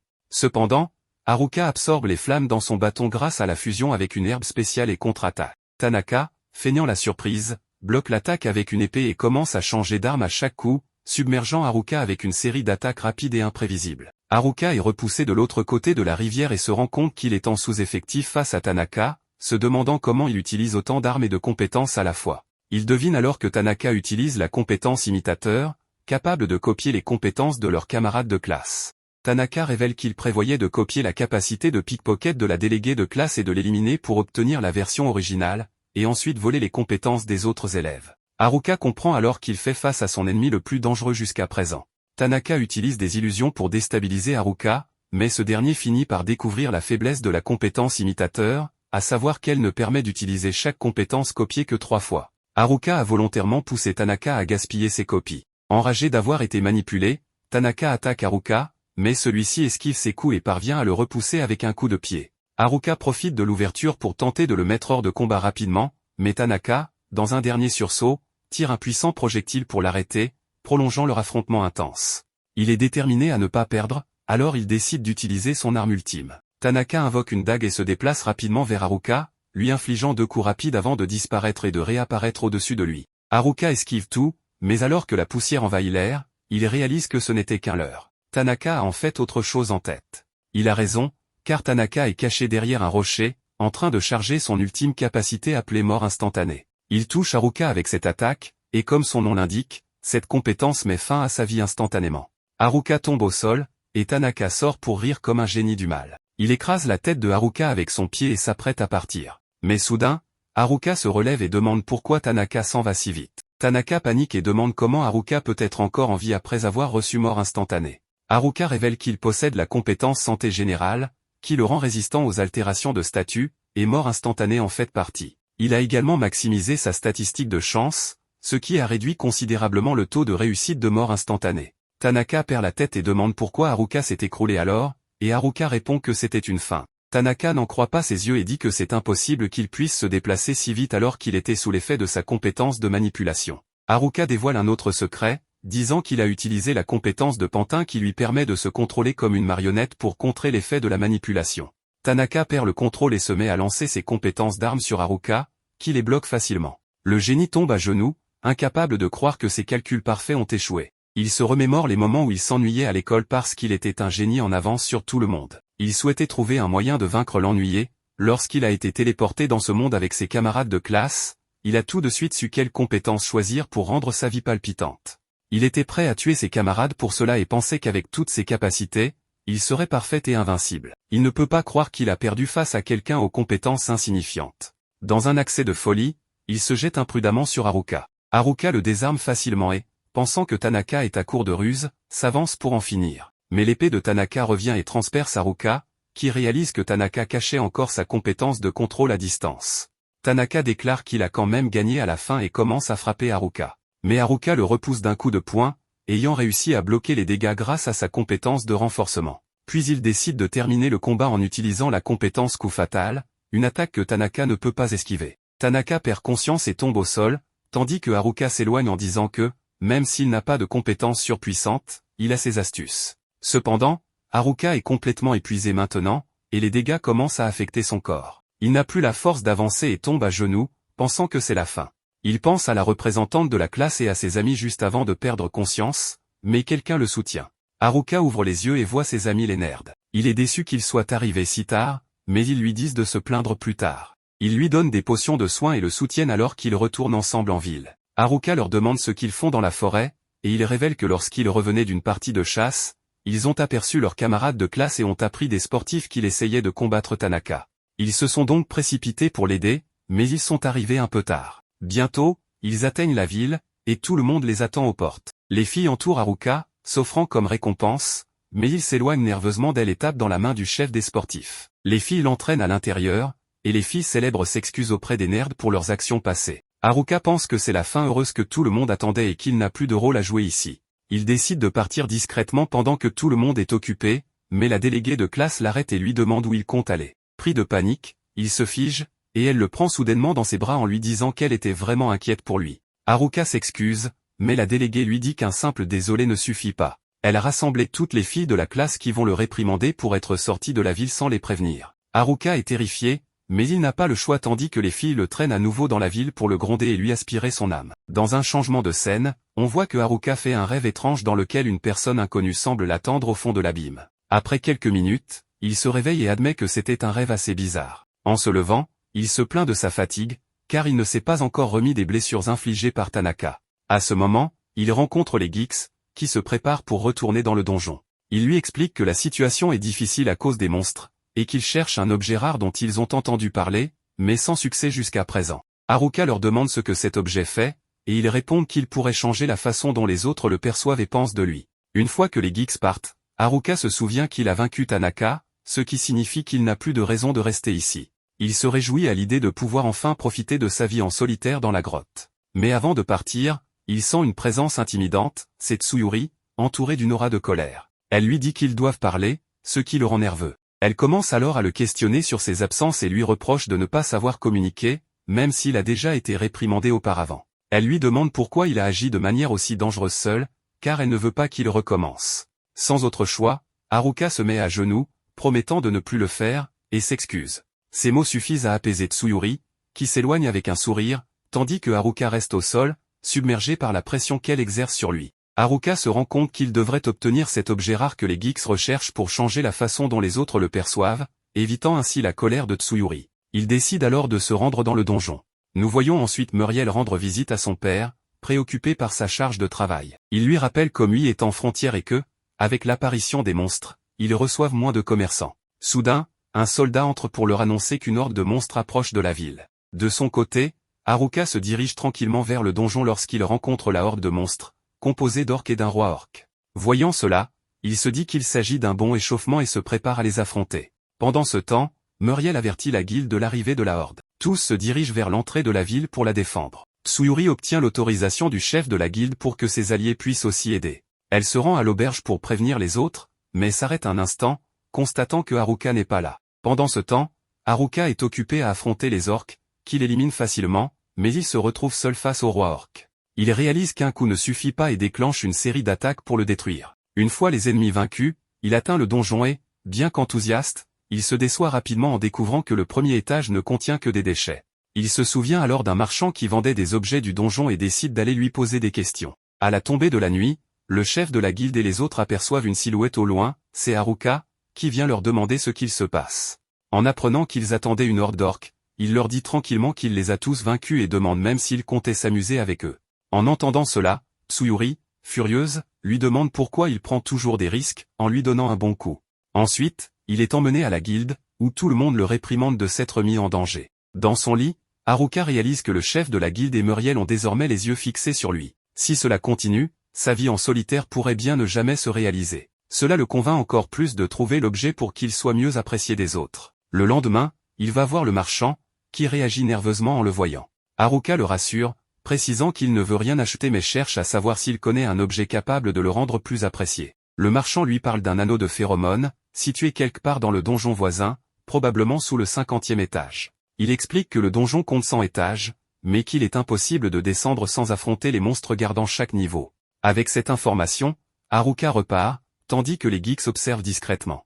Il raconte à Tsuyuri qu'Haruka se dirige vers le donjon pour chercher l'anneau de phéromones. En l'apprenant, Tsuyuri s'inquiète davantage, tandis que les autres filles imaginent que cet anneau pourrait avoir de mauvais effets sur Haruka, et elles craignent qu'il ne fasse quelque chose de terrible. D'un coup, elles s'unissent toutes pour l'arrêter et parviennent à le rattraper alors qu'il se dirige vers le donjon.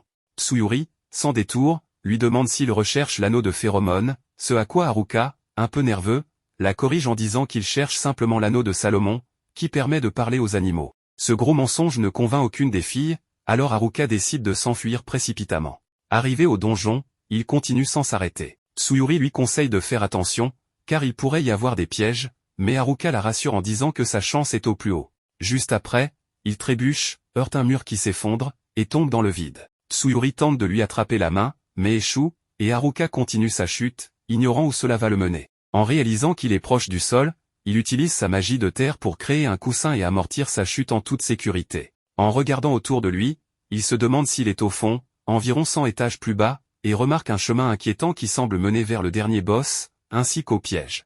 Il essaie de revenir en utilisant sa magie de lévitation, mais ça ne marche pas, car cette magie ne peut pas être utilisée directement. Il conclut alors que la seule option est de trouver une autre sortie. En observant les lieux, il comprend qu'il connaît déjà la disposition de cet endroit.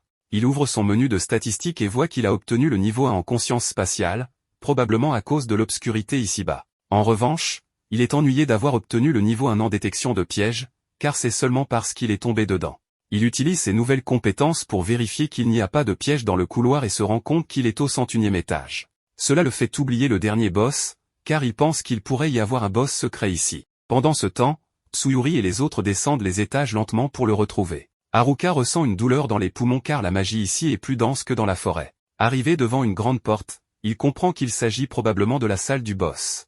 En l'ouvrant, il ressent une immense pression provenant de l'intérieur, une concentration écrasante de magie. Il aperçoit alors une créature maléfique, comprenant qu'un faux pas pourrait lui être fatal. Il utilise une compétence d'évaluation et découvre que ce monstre est l'empereur du donjon, de niveau 100, ce qui le choque. De leur côté, les autres continuent d'avancer, mais ils ne sont qu'au 47e étage. Tsuyuri demande aux autres si la porte est un portail menant à l'entrée, ce que Odal confirme. Cependant, il doute que Haruka puisse en profiter, car il doit monter depuis les étages inférieurs. Il explique que ce donjon est ancien et qu'en bas se trouve l'empereur du donjon, devant lequel même le roi du donjon s'incline, rendant les autres monstres plus forts. Malgré cela, tout le monde reste déterminé à faire confiance à Haruka, motivé par les encouragements de Kakizaki. Haruka, maintenant tendu devant cet ennemi, se demande si sa compétence d'évaluation peut être erronée, car les statistiques du monstre sont inconnues, suggérant une puissance incalculable. Toutes ses compétences sont de niveau supérieur, et Haruka pense même que Tanaka ne pourrait rien faire contre un tel adversaire. Il tente une attaque de près en utilisant une compétence,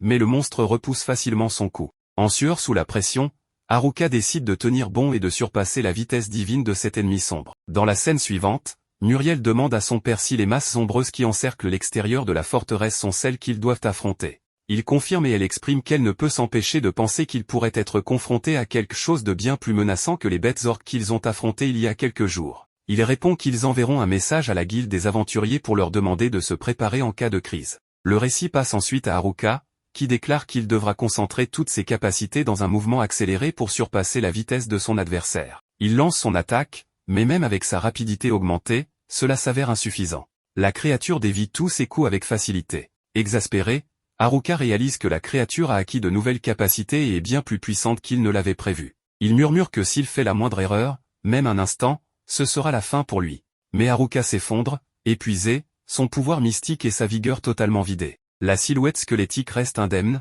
immobile. Au lieu de frapper, Haruka, étonnée, se demande à haute voix pourquoi elle ne l'attaque pas. Cela ne ressemble pas aux autres créatures qu'il a rencontrées, on dirait qu'elle n'a aucun désir de carnage. Regagnant ses forces, Haruka se relève et combat à nouveau le squelette. À l'instant final, le squelette place sa lame contre sa gorge mais ne le tue pas. Haruka comprend que c'est évident maintenant, il est forcé de se battre, quelqu'un le manipule avec cette énergie malveillante qui l'entoure. Soudain, le bâton de Haruka commence à briller et à absorber l'énergie étrange du squelette. L'énergie se dissipe et le squelette cesse son attaque. Haruka déclare que, comme il s'y attendait, l'énergie le contrôlait. Mais était-il désireux de mourir pour se libérer de son influence? C'est pour ça qu'il ne l'a pas tué, et au lieu de ça, il voulait que Haruka mette fin à sa souffrance.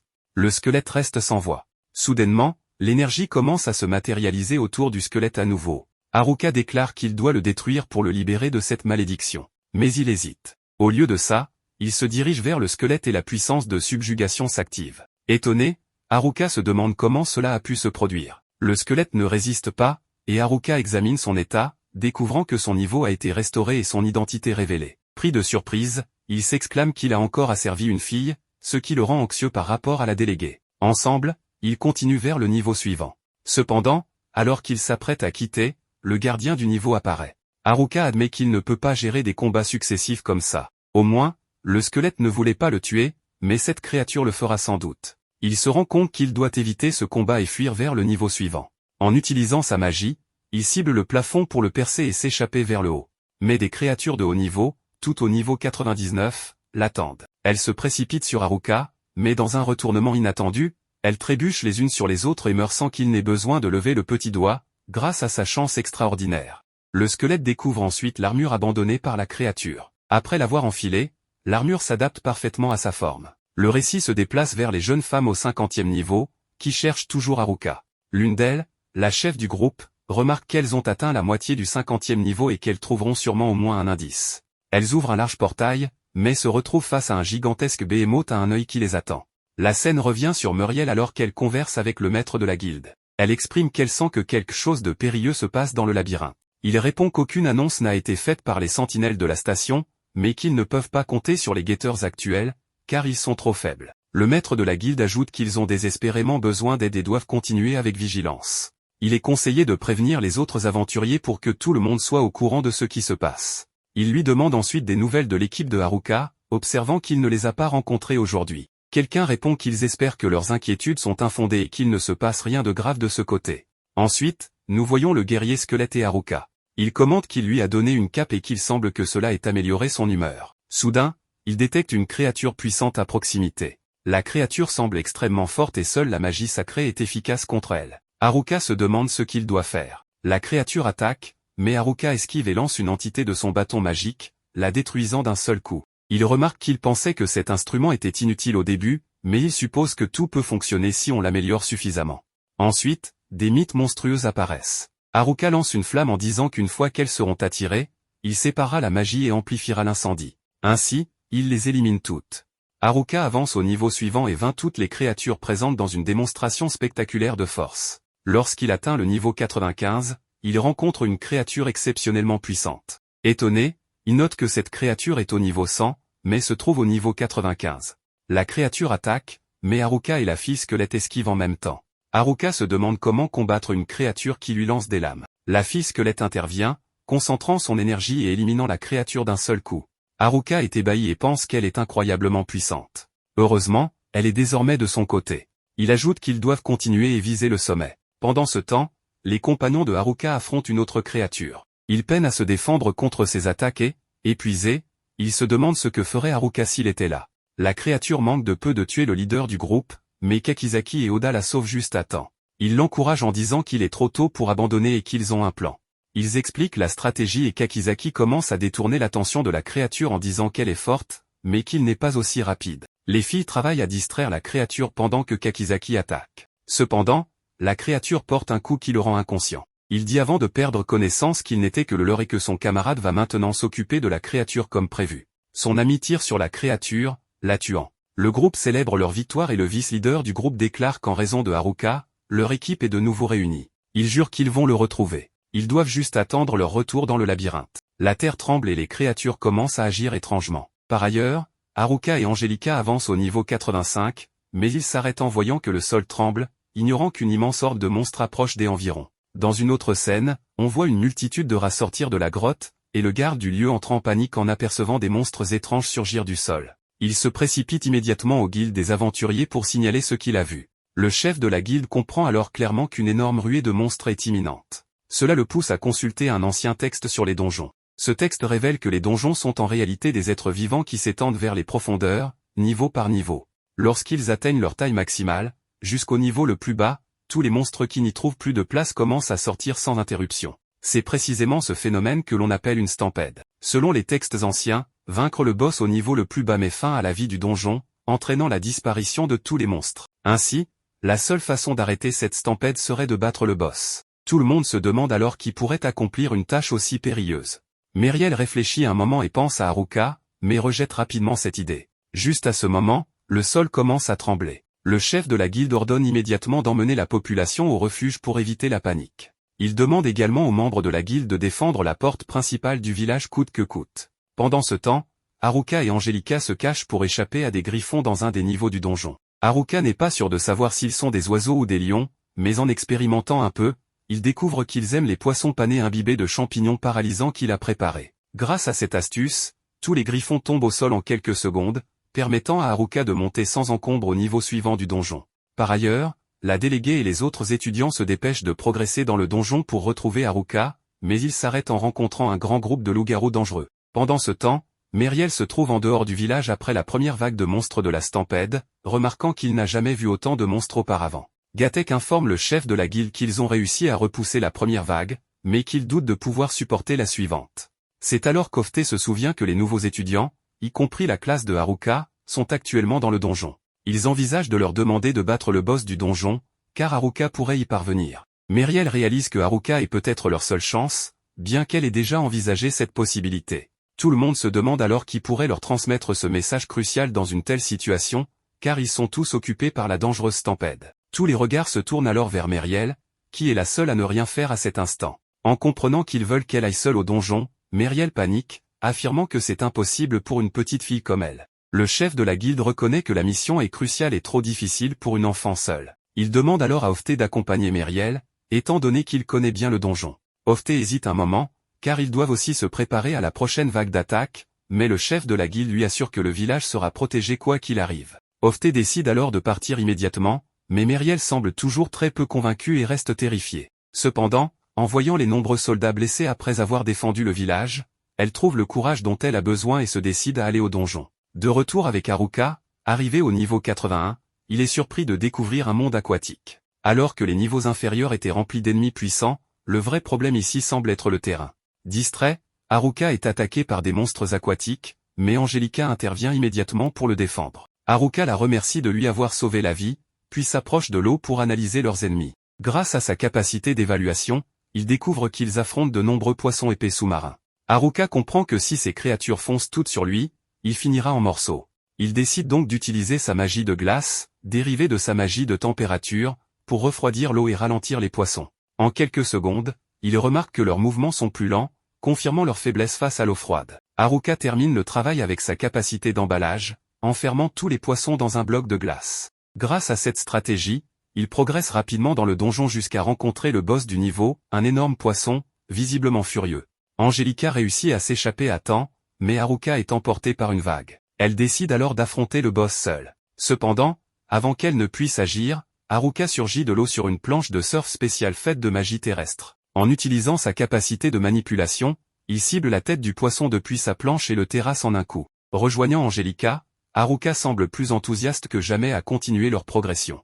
Haruka commence à apprécier l'exploration des donjons. Au 79e étage, il trouve l'anneau de la fortune infinie, qui semble augmenter considérablement sa chance, bien qu'il en ait déjà beaucoup. Peu après, au 77e étage, il découvre une salle secrète où il obtient le bracelet béni, qui peut annuler un désastre une fois tant qu'il est équipé.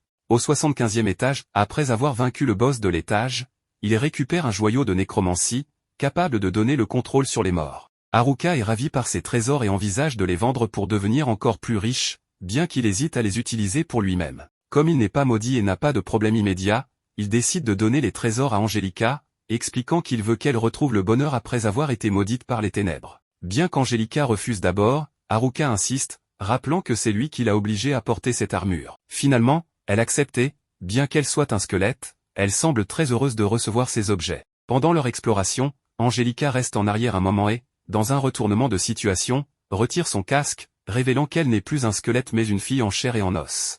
Cependant, avant que Haruka ne s'en aperçoive, elle remet son casque et le suit comme si de rien n'était.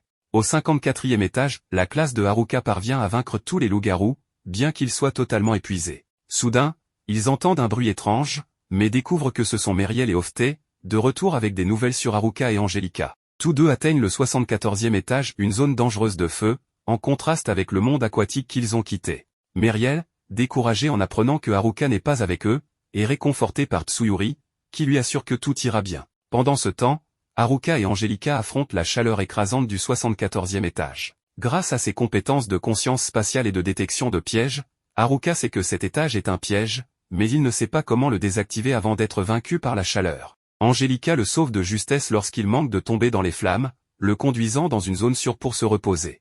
En reprenant son souffle, Haruka utilise sa magie du vent pour créer une légère brise et découvre un trou dans le mur qui le relie au 54e étage où se trouve sa classe. À travers ce trou, Tsuyuri l'avertit des problèmes que traverse le village en raison de la vague de monstres provenant du donjon. Meriel explique que la guilde peine à contenir la vague et qu'une troisième serait catastrophique. La seule façon de l'arrêter est de vaincre le boss du donjon. Haruka confesse qu'il l'a déjà battu, ce qui surprend tout le monde. Cependant, Ofté, sceptique, demande si Haruka s'est assuré qu'il était vraiment mort. À ce moment, Haruka réalise que si Angelica n'est pas détruite, le village sera condamné. Cela le plonge dans un conflit intérieur, car il ne peut pas la tuer après tout ce qu'ils ont vécu ensemble. Déterminé à sauver Angelica et le village, Haruka promet de stopper la vague de monstres d'une manière ou d'une autre. Bien qu'Ofté exprime des doutes, Tsuyuri choisit de faire confiance à Haruka, assurant à tous qu'il tient toujours ses promesses pour les protéger. Inspiré par la confiance de Tsuyuri et de sa classe, Haruka retrouve son énergie et promet de libérer Angelica de sa prison, prêt à affronter ce défi avec une détermination renouvelée. Dans la scène suivante, d'énormes orques, des géants imposants et des créatures squelettiques s'approchent des portes du château. Les courageux guerriers qui défendent la ville sont à bout de force et ne peuvent plus tenir face à ce nombre écrasant. Le chef, avec sa moustache relevée, les exhorte à tenir bon, quel qu'en soit le résultat,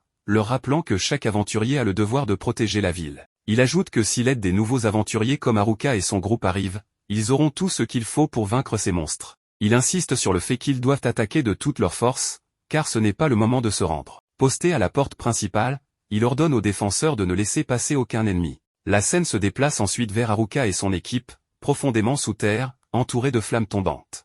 Haruka rassure tout le monde qu'ils sortiront sains et saufs, tandis que les autres se promettent de faire de leur mieux pour atteindre la surface au plus vite. Il lui rappelle que le sort d'Omui repose sur lui. Motivé, Haruka décide qu'il est temps d'avancer. Lui et son groupe, actuellement au 73e étage, affrontent des créatures reptiliennes. Haruka utilise ses pouvoirs de glace pour les geler, tandis que l'homme masqué manie son épée pour les détruire. Contre les insectes, il déploie une fumée épaisse pour les éliminer. Ensuite, il rencontre un immense chien rouge à 2 têtes. Haruka lance une bombe fumigène, permettant à l'homme masqué de charger et de trancher la bête en deux, provoquant une explosion massive. Parmi les débris, il découvre des trésors précieux comme des gants améliorant les attaques et défenses physiques et magiques, une clé magique, un anneau détecteur de pièges et un objet désactivant les pièges automatiques. Malgré ces trouvailles, Haruka se lamente qu'il n'a toujours pas trouvé l'anneau de phéromone qu'il cherche. Alors qu'il rassemble les trésors, Haruka mentionne vouloir tester quelque chose une fois de retour à la ville. L'homme masqué lui fait signe de se reposer, mais Haruka insiste qu'il sait qu'il se pousse à bout,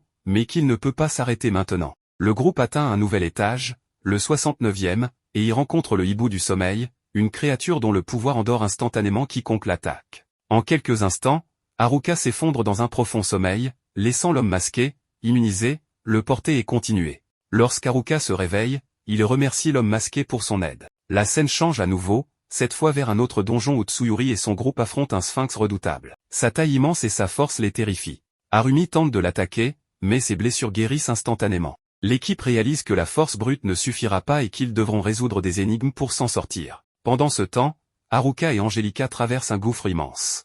Haruka prévient qu'ils ne peuvent pas prédire quand cet étage pourrait s'effondrer et qu'ils doivent avancer prudemment. De retour à la surface, Haruka sauve in extremis Tsuyuri d'une attaque monstrueuse grâce à ses gants de contradiction, capables d'annuler les attaques physiques et magiques. Ensemble, ils battent le monstre. Tsuyuri exprime sa joie de revoir Haruka, mais leur célébration est interrompue lorsqu'ils réalisent qu'une vague massive de monstres menace Omui. Sans tarder, ils courent et sortent du donjon et rejoignent les autres aventuriers. La horde de monstres est si vaste que les aventuriers sont sans voix. Ils se demandent comment faire pour protéger la ville. Dans un acte désespéré, Haruka demande à Angelica d'utiliser ses pouvoirs. Ses capacités impressionnantes terrassent les monstres, les faisant disparaître entièrement. Tous sont émerveillés et se demandent ce qui s'est réellement passé. Haruka explique que c'est grâce à Angelica et qu'elle détient un pouvoir absolu sur les monstres en tant que souveraine du donjon. Un air intervient en disant que l'empereur du donjon est censé être plus fort que le roi du donjon lui-même, avec tous les monstres du donjon à son service. Haruka répond que c'est exactement ça, et fait remarquer que le gars sait tellement de choses que c'en est presque effrayant. Haruka déclare ensuite qu'Angelica est la plus forte du donjon.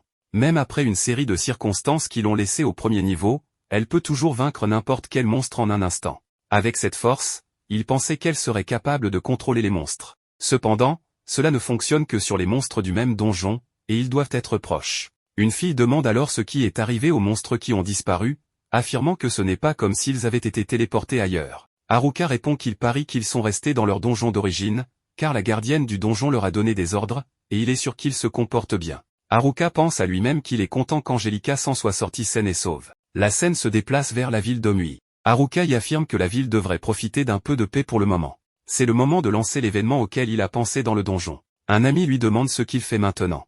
Il répond qu'il utilise les objets obtenus dans le donjon pour organiser un événement et qu'il a amené tout le monde comme demandé. Les gens regardent les objets avec stupéfaction, déclarant que c'est comme une montagne de trésors et que tout cet équipement est rare. Haruka s'adresse à eux en demandant qui est prêt à faire du shopping, expliquant que tous les prix sont incroyablement bas et qu'il ne faut pas rater cette chance. Il ajoute qu'il peut à peine se contenir. Les garçons s'exclament qu'ils ne peuvent pas laisser les filles les battre. Haruka annonce alors que la vente spéciale du donjon commence et qu'il fera payer ses objets. Les filles et les garçons se précipitent pour obtenir les épées, les boucliers et tout le reste. Haruka pense à lui-même qu'ils sont tous obsédés, que cette vente a transformé les filles en monstres assoiffés de sang et qu'il ne faut pas renoncer. Quand les garçons sont épuisés, Haruka dit qu'il suppose pouvoir leur donner accès aux objets qu'il gardait en réserve. Les garçons se ruent sur lui, voulant tout prendre, mais Haruka leur explique qu'il ne fait pas partie de la vente. En les regardant, Haruka sourit et dit que cela devrait aider à garder tout le monde en sécurité. Il pense que la seule chose qui l'inquiète maintenant, c'est Angelica, restée avec eux dans la ville pour le moment. Elle était seule dans ce donjon pendant si longtemps. Haruka, bien que peu bavard, soupçonne qu'elle n'est pas très sociable non plus. Pendant que tout le monde profitait de leurs nouveaux objets, Haruka célébrait en comptant son argent avec enthousiasme. Sa célébration fut interrompue par Tsuyuri, qui s'approcha pour le remercier pour tout. Elle remercia également le noble chevalier qui l'accompagnait et demanda à Haruka de le présenter. Finalement, Haruka présenta Angelica, précisant qu'elle était un squelette digne de confiance et l'empereur du donjon. En entendant cela, Tsuyuri lui demanda s'il avait vraiment utilisé l'anneau de phéromone sur l'empereur du donjon, trouvant cela difficile à croire. Haruka clarifia qu'il n'avait jamais obtenu cet anneau et avoua nerveusement avoir utilisé sa compétence de soumission. Cela provoqua immédiatement la colère de Tsuyuri, qui demanda pourquoi il avait utilisé une telle compétence sur l'empereur du donjon. Haruka, nerveux face à son regard glacial, ne sut pas quoi répondre. Ne trouvant aucune réponse satisfaisante, Tsuyuri abandonna et décida de demander directement à Angelica. Angelica n'eut aucun problème à répondre, et Tsuyuri l'emmena rapidement ailleurs pour discuter, laissant Haruka seule. Il se demanda si Angelica allait vraiment bien, se rappelant à quel point elle avait été seule, et espéra qu'elle pourrait bien s'entendre avec tout le monde. Peu après, Angelica s'assit devant toute la classe, mais un silence pesant s'installa. Shimazaki demanda si c'était un garçon, puisque c'était l'empereur du donjon. Angelica secoua simplement la tête pour indiquer que non, et toutes les filles s'enthousiasmèrent en apprenant qu'elle était une fille comme elle. Elles lui demandèrent ensuite son âge, et Angelica fit des signes avec ses mains pour indiquer qu'elle avait 17 ans, tout comme elle. L'excitation monta à nouveau parmi les filles, devenant un peu bruyante, ce qui mit Angelica mal à l'aise. Tsuyuri remarqua rapidement cela, prit sa main pour la calmer et lui demanda de parler un peu d'elle. Petit à petit, elles apprirent qu'Angelica avait été emprisonnée dans l'obscurité du niveau le plus profond du donjon jusqu'à ce qu'elle soit sauvée par Haruka. Ce dernier l'avait libérée de sa malédiction en utilisant sa compétence de soumission au lieu de la laisser mourir. Tsuyuri demanda aux autres filles de faire de leur mieux pour l'aider à leur tour. Les filles décidèrent alors d'emmener Angelica au bain pour qu'elle puisse se détendre un peu. Tsuyuri tenta de l'aider à retirer son armure, car même si Angelica était un squelette, elle restait une fille et devait vouloir rester propre. Mais en retirant sa chaussette, elles furent toutes paralysées en voyant que la jambe d'Angelica était normale, faite de chair, et non d'os. Malgré cela, elles continuèrent à lui retirer son armure et furent stupéfaites de découvrir qu'Angelica était une jeune fille en chair et en os. Pendant ce temps, Haruka se plaignait dans sa chambre de ne pas avoir trouvé l'anneau de phéromone qu'il cherchait. Cependant, il avait monté de 6 niveaux d'un coup, amélioré plusieurs de ses compétences, et appris une nouvelle compétence utile, la téléportation, même s'il ne pouvait pas encore l'utiliser parfaitement. Le lendemain, il annonça à Tsuyuri son intention de retourner dans la forêt. Tsuyuri, bien que nerveuse après ses découvertes, accepta à condition qu'il revienne rapidement. Haruka, ravie, pensa aussi à Angelica, se demandant si elle se débrouillerait seule au village. Il lui demanda si elle voulait l'accompagner, et elle accepta immédiatement. Tsuyuri s'inquiéta de les voir partir seuls et, après un moment d'hésitation, décida finalement de les laisser partir, demandant à Haruka d'être gentil avec Angelica. Dans la forêt, Haruka pratiqua sa nouvelle compétence de téléportation avec enthousiasme, et bien qu'il se soit accidentellement blessé en tombant, il était ravi de ses progrès. Angelica, en tentant de le suivre, trébucha aussi et tomba d'un rebord. Haruka la rattrapa juste à temps, mais commenta qu'elle était étonnamment lourde pour un squelette, ce qui la rendit gênée. Après ses entraînements, il rentre dans sa maison dans les bois, et prend un bon bain, ce qui le relaxe. Alors qu'il plaisantait en demandant si Angelica pouvait le rejoindre, soudain elle entre sans son armure, et Haruka est surpris de voir une fille dans le bain. Une fois calmé, il se rend compte que la fille devant lui est Angelica, ce qui le fait rougir de la tête aux pieds. Après cela, Haruka tenta de discuter avec Angelica pour en savoir plus sur elle, mais sa timidité et son incapacité à parler rendaient la communication difficile. Elle fit de son mieux pour expliquer par des gestes qu'elle avait été un squelette pendant si longtemps qu'elle ne savait pas comment se comporter autrement.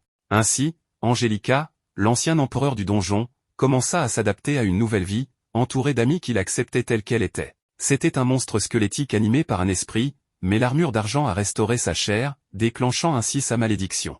Cependant, les effets du bracelet béni ont annulé cette malédiction, le libérant de l'armure. Avec le joyau du nécromancien, qui commande la vie et la mort, et l'anneau de la fortune infinie, il a récupéré sa force perdue. C'est ainsi qu'Angelica a été ramenée à la vie. Techniquement, c'est Haruka qui a accompli tout cela, et Angelica l'aide depuis pour lui exprimer sa gratitude. Malgré cela, Haruka a l'impression de lui voler sa liberté. Il lui dit alors qu'elle n'est plus un monstre et qu'elle peut vivre comme elle le souhaite, car elle est désormais libre. En entendant cela, Angelica éclate en sanglots, le serre dans ses bras et refuse de le quitter. Haruka réalise qu'elle a été seule pendant si longtemps qu'elle redoute désormais la solitude. Il décide qu'il est acceptable qu'ils restent ensemble encore un peu. Pour la faire sourire, il lui raconte une histoire drôle jusqu'à ce qu'elle se sente mieux et s'endorme. Plus tard, Haruka propose de s'entraîner avec Angelica dans la forêt pour tester ses progrès. Libérée des ténèbres du donjon, Angelica accepte joyeusement. Ils se rendent dans une clairière et se préparent au combat. Haruka sait que les niveaux d'Angelica ont beaucoup augmenté depuis leur dernier affrontement, mais il prévoit de contrer sa vitesse grâce à sa capacité de transfert. Dès le début du combat, il est stupéfait par son agilité surhumaine mais parvient à esquiver 3 attaques de justesse. Malgré ses faibles statistiques et ses armes et compétences inférieures, Haruka est déterminé à devenir plus fort. Il fonce sur Angelica avec une grande vitesse, mais elle le met à terre en un seul coup. Angelica, inquiète, se précipite vers lui, mais Haruka la rassure en disant qu'il commence à maîtriser sa capacité de transfert. Après cet entraînement, ils ont faim et vont à la rivière pour attraper des poissons. Ensemble, ils cuisinent un ragoût et passent un moment agréable dans la cuisine. Après le dîner, Angelica emmène Haruka dans la chambre, lui demande de s'asseoir à côté d'elle, et lui fait un massage pour le remercier.